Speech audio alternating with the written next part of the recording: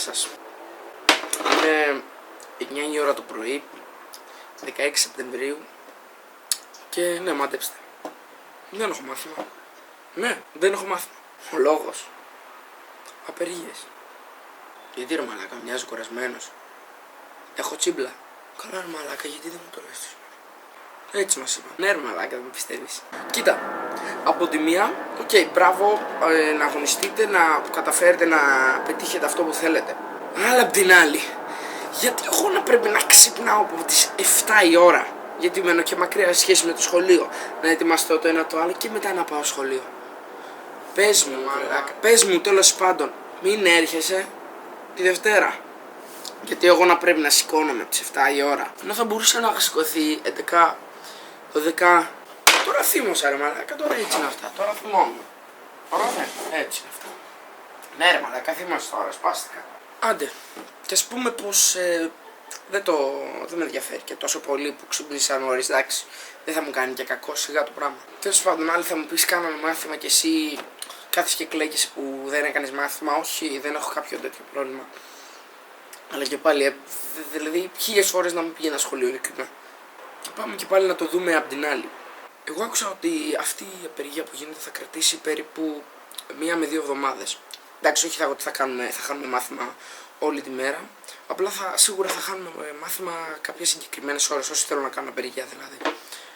Τώρα μπορεί να μου πείτε φυτό ή κάτι τέτοιο. Όχι, δεν είμαι φυτό. Απλά κατά κάποιο τρόπο θέλω και εγώ λίγο τη ζωούλα μου. Γιατί αν κάποιος της κατεύθυνσης, γιατί εγώ είμαι Δευτέρα Λυκείου, κάνει μια απεργία. Ωραία.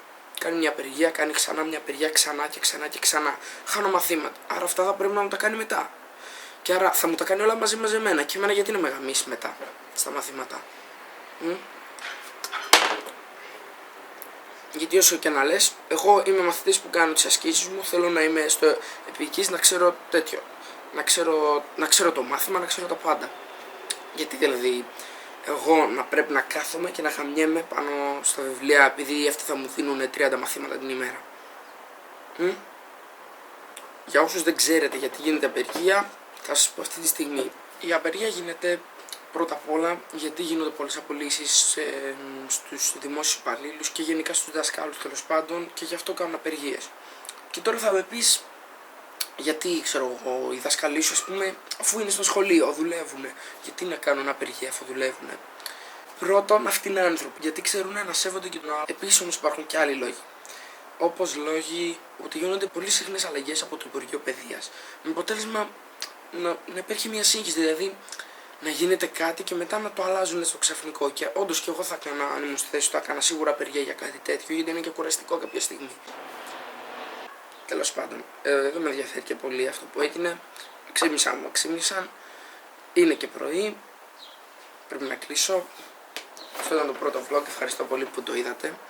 Και κάντε εγγραφή, like, subscribe, χτυπάει το τηλέφωνο πάνω του σηκώσει και μετά να κοιμηθώ. Γεια.